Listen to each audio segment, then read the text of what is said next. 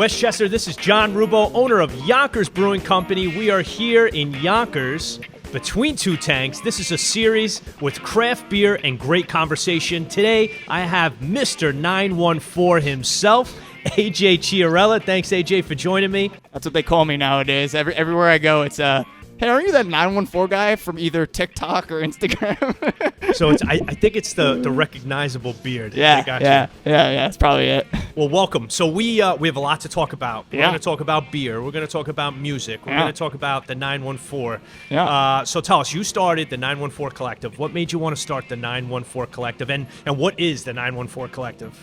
So the 914 Collective started as a couple years back. I've been hosting music events, and I kind of just have always thrown shows everywhere I could. And a couple years back, I signed a lease on a place called in Yoho, in the artist building over here in Epperham, and it was just a 420 square foot room, and I called it the Donk. And the Donk, and it was Adrian Vanderdonk. I was coming up with like what's like a punk rock venue name, but also Yonkers related. And I threw shows in that room for about a year. I think I threw like 40 or 50 shows in this little 400 square foot space. I wasn't allowed to do it, and it's years past now. So I mean, like, I didn't. Statute of limitations is over. Yeah, I'm not there anymore for a reason. But we had I built an awesome community around that, and then when I left there, I continued to book shows under the name The Donk Collective, and then in 2020 decided to switch it to the 914 Collective because I thought it was more representative of not just people in Yonkers, but everybody maybe in Westchester. I thought the 914 idea was better name. So it basically started as me throwing shows for bands and hip hop artists, and it spiraled into 2020. I was on tour. It was a 3-week tour. We were going to South by Southwest in Texas and back. The tour started on March 6th, 2020. Wow. So we made right before everything is shut down. Yeah. We made it to Arkansas 5 days in and decided I think we have to turn around because at the time it was like no one knew what was going on. You might have been better staying in Arkansas. At the time there was 0 COVID cases, and we were driving back to where New Rochelle was like the hot spot that first like week or two. I was like, we're driving into this thing, and so we drove back from tour, and I decided that I was like, I don't want to sit still. I lost my job. I was working for the Yonkers Public Schools. I got laid off because I was a substitute teacher. No school, no job kind of thing. And so I was making money on unemployment. And I was like, I kind of want to just like try to figure out what to do next. Like, I can't play music at live anymore. What do I do? So I jumped really heavy into just trying to make videos. Had no idea what I was doing. So where'd you start? What was your first video? Yeah, so I saw this thing TikTok was picking up. Okay. I was, at the time, now this is 3 years, I was 27, and at the time TikTok was like the teen app for dancing girls or whatever. That's what everyone said. Like, So when you I started dancing. No, I didn't. Right. I didn't start dancing. I just played guitar on it. That's awesome. But it was one of those things where there wasn't a lot of guitar players. There wasn't a lot of like musicians. There was no other bands on it at the time. But I saw that it had a lot of downloads. It's like people are on this thing, but there's not a huge like competition. So I made 150 plus videos for TikTok that did nothing. Wow. They did nothing. Like, I was making videos every day. I stayed super dedicated to it, and it was going nowhere. And then I had a video just like randomly kind of like do something, and it went quote unquote viral. Like, for me at the time was like, wow, a lot of people saw this.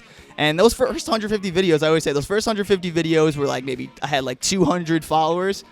My next 150, I was probably at like 10 to 20,000. Wow. Because I learned a lot in those first, and Right. so that time for me was just like I was trying to learn, and so I decided like, hey, okay, I'm starting to pick up some traction on my account Shakeout, which was for my band. Let me see if I could do this with a different audience, something that wouldn't be similar to this. And I was like, what can I talk about? And I was like, I'll talk about Westchester.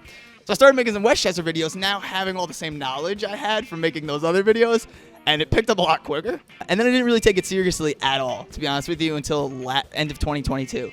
End of 2022, I was like, I kind of have something here randomly that I didn't really, like, I haven't been really trying to do, and I've always, I've realized that I like building community more than anything. Like, that's kind of always been my favorite, being creative and building community. And I was like, I think I have an opportunity to maybe do that in Westchester. And I came up with the idea to talk to 914 people. And I kind of just been going for that. And it's it's been growing like super quick since then. Well, you're building a huge following, and people are recognizing you. They're watching your videos. Yeah. How many people are following you now? I think we're up to like, I think we just hit 19,000 on Instagram and like over 20,000 on TikTok. So That's amazing. about 40,000 followers altogether All between within like the last couple months, really. Instagram. Yeah, the beginning of this year, Instagram it was literally the Donks Instagram page that I just took and repurposed, and that it went for it had like maybe 350 followers, and now it's up to 19,000 or whatever. So it's pretty cool. So if your goal of 914 people that you need to get in front of, Yeah. how many are you up to? Up to like 12. 12. All right. So we have a couple 14 more or to go. 15, yeah. I anticipate it being a very long couple of years of a journey, and the other part of it is like I don't get paid for it, really, any of it, and I'm just kind of doing it for fun in my spare time, and so it's we'll see. It's kind of just like taking the journey and like seeing where it goes. I didn't expect it to take off this much as it did already. Like, I was like, yeah, it might take 50 of these till people even see what I'm doing. And, like, it's kind of cool that even just, like, 12 or 13 in and And it took off. a lot of people are seeing it already, which, it's cool. It's a marathon. It's not a sprint. Yeah, It's a exactly. marathon. It's going to take a couple years. You mentioned you're also a musician. I think that's where your passion is music. So where did you start playing? Why did you start playing? Yeah, Like, what was your influence in your life that made you start playing music? So I grew up around my parents are really into music. My dad is a huge Kiss fan, and he took me to a Kiss concert when I was 5, wearing Gene Simmons makeup, Nice. like the full getup. And he's not just a Kiss fan; he's a big Kiss fan, but he's big into a lot of different rock, metal, and hip hop. Like that's his thing, and he kind of put me in that direction. When I was 6, my parents tried to get me guitar lessons. And it didn't work out. I wasn't there yet, as mentally. I just was I don't know. I was just too little. I wasn't grasping it. But then I saw my friend play in a talent show at Montessori School 27 on Valentine Lane, and he would play guitar pretty poorly, but I just thought it was the coolest thing ever. And I was like, Ma, I want an electric guitar. And she was like, all right, we'll try. And funny enough, another local story. Shout out to this guy, Frank. Frank owned a deli on Lockwood Avenue, and he had an extra guitar and an amp. He was a guitar player, and he just gave it to us. He just I think maybe my dad gave him $100 or something, but he was just like, nah, just take it. The kid wants to play. It'd be awesome to have him play. So he gave me my first guitar, and then once I found a guitar, everything else stopped mattering to me in my life. I was playing baseball and basketball, and I just didn't care anymore. Music is what attracted you. I just didn't care about anything else, and I kind of just got hooked on playing guitar, and from the ages 10 to 14 was a weirdo that locked myself in my basement and just learned every song I could possibly learn. I took lessons, but I was on my own just learning a ton of stuff, and then eventually met my friend John, who was also trying to learn at the same time. We met through basketball, little league basketball or whatever, and we started a band called Green Eggs and Mayhem.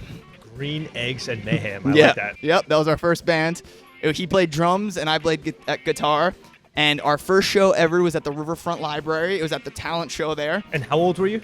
I was 12. This is 2005. Yeah, I think I was 12. Yeah. We played American Idiot by Green Day, and we played a cover. We took a line from Good Burger, the Nickelodeon movie, and I'm a dude, he's a dude, she's a dude, and we made it sound like the Ramones. And we won second place. Nice. Yeah, it was fun. Won second place. I remember spending the money we won at Guitar Center and just buying an amp or something. And then we got asked to play Riverfest that year after we did that. And then after that, people started actually seeing us, and we got a drummer. And my buddy John moved to bass. I met my friend Ed in Yonkers Middle School. And now we were a 3-piece, and we just played originals and covers. But our shtick was that we were these little kids. And I was able to play the Crazy Train guitar solo, or we were able to play. We were pretty good for being kids. So we played this spot called the Whiskey Rio. That was where the That's a Dolphin is. throwback. Yeah, Whiskey Rio. Where the Dolphin is now. We used to play with this band Who's Ya Daddy all the time. They were a cover band, and every time they played, they asked us to open for them. Very cool. It was cool, man. I always say I made more money than playing music in scenarios than I do now. Hey, there's some big bands that came out of Yonkers. So if you travel around Westchester, there are bars, there's small venues that have music. What do you think of the music scene in Westchester County? It's interesting. So I've been fortunate enough to have the opportunity to play in a lot of places. Music has brought me to 43 states in the United States at this point. I've toured Europe. I've toured Canada. And I've got to see the music scenes kind of like everywhere, which is cool. It's like a unique experience. But one really cool thing about Westchester is that when you play a show in Westchester, there's certain places in, like, Long Island is an example, where the early 2000s, Long Island, all the bands that came out of there kind of all grew together and blew up together, but they all sounded pretty similar. They had like a real sound of bands like Taking Back Sunday or The Movie Life, or these bands that were kind of in this like emo punk realm, all came out of Long Island. But here in Westchester, you play a bill and every band sounds completely different from each other, yet people just still come out and hang out and just have a good time, and everyone's friends with each other. Like, you'll go to a show and say my band, we're Shakeout, will play, and we're kind of like alternative rock meets punk. We'll play with a band like Maintenance, and Maintenance is like heavy yelling, screaming, and then you'll have, I don't know, like, just like, I don't, it's crazy to think, like, every band we play with around here, I don't know, For Lack of a Term, or Drink Baby, or Wastewood, or there's In Decay, there's like all these different bands, and everyone sounds completely different. Completely different range, yet we'll all play shows together and people will come out and have a good time, and that's pretty unique. You know, I've booked shows around Westchester for a long time, and one interesting obstacle has always been where the show is going to be. And there's no place for younger people to really go to or play music in Westchester. It's a lot of 21 plus places, which makes it difficult. I mean, I'm 30 now, so it doesn't affect me as much as it did 10 years ago, Right. 12 years ago, but I still think about, like, who are the kids that are going to come up and, like... You want the next wave of Yeah. green eggs and mayhem to have a place to play. Yeah. Yeah, and I always think about that, and it's hard because there's not a lot of places. So I would book shows in the Colts Club on Nepperhan Avenue, which is a boys and girls club, or we did them in the upstairs room at the Yonkers PAL, or I would throw a show at the basement of my dorm hole in Manhattanville College, and we did just pretty much like anywhere that would have let us have bands play, and it didn't matter if we were playing on the floor or what, it didn't matter. Like, we just like pull a PA system and instruments in here. Can you jam 50 people in? And that was my idea with the dock. It was just like, wherever music can happen, it can happen. And if you can build a community around that, that's really cool. And I think that's a really unique thing about Westchester. I've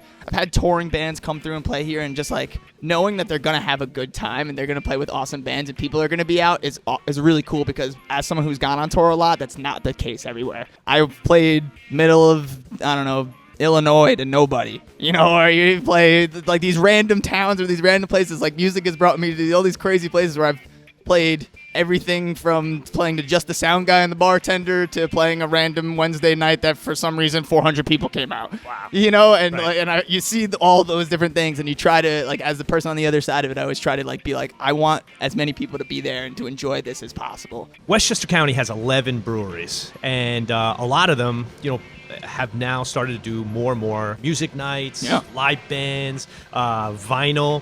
You know, it's done a lot of really fun stuff. You guys have played here. Shakeout has played here at the Yep. Yonkers Brewing Company. What do you think of that marriage between breweries and the music scene? You know, I think that especially as you get older, like, drinking and music kind of goes hand in hand. So that's like I feel like you have a venue, you have to have a bar kind of thing. Even though a lot of the shows that I just mentioned that I threw, it was a lot of kids just sneaking in cans of PBR, like, just Right. whatever They're it not was. drinking in a Ray's IPA, all right. Yeah, but I think it's awesome. I mean, one cool thing about breweries too is actually that thing I was just talking about with the 21 plus thing. A lot of breweries allow, you know, you have food here.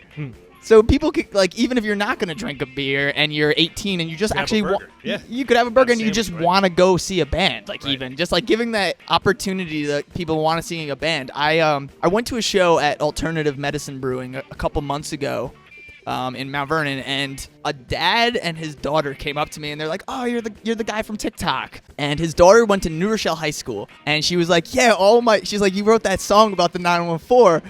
And she's like, all my friends and I play it in our car all the time, and as we're driving around. And I was like, I was like, that's so cool. She's like, yeah. She's like, I'm really happy to be here at, like, seeing live music. I don't get to go anywhere to do this. And it was really cool that this brewery, you know, allowed this younger person who was not going to be buying drinks at their bar to just still even just be there and, like, listen to the music and, like, be involved in that. Because, again, to me, it comes back to that community aspect, and it's really cool that breweries kind of open that up, because a lot of bars are super strict. At the door, I got to see your ID.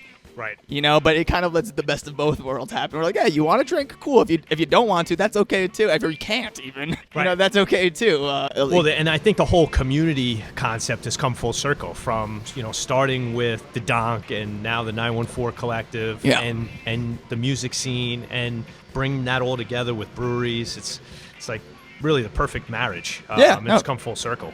Yeah, no, for sure. That's awesome, and it's exciting, and we hope to see a lot more. Yes. I think Westchester, maybe even Yonkers, is like poised for a good music venue. I don't know. I'd say. All right, good. Well, what do you want people to know about the 914 Collective, other than make sure that you follow AJ, Mr. 914 here on the 914 Collective? What else do you want people to know about it? That it is truly my intention to just shine light on the good things. You know, I think we live in a world right now where you can get caught up in a lot of the negative things that are going on in the world, but at the same time, I think great stories and just regular people is like what can actually bring us together, and that's kind of where my idea went for. It's like I just want to talk to regular people and just hear their story and put their story out to the world. So there's a lot of good stuff going on around here, and that's the whole goal of that thing. Great. Well, AJ, thanks for joining me today. Cheers. Cheers. Thanks for having me. Between Two Tanks, a series about craft beer and great conversation. Thanks, AJ. Yeah, man. Cheers.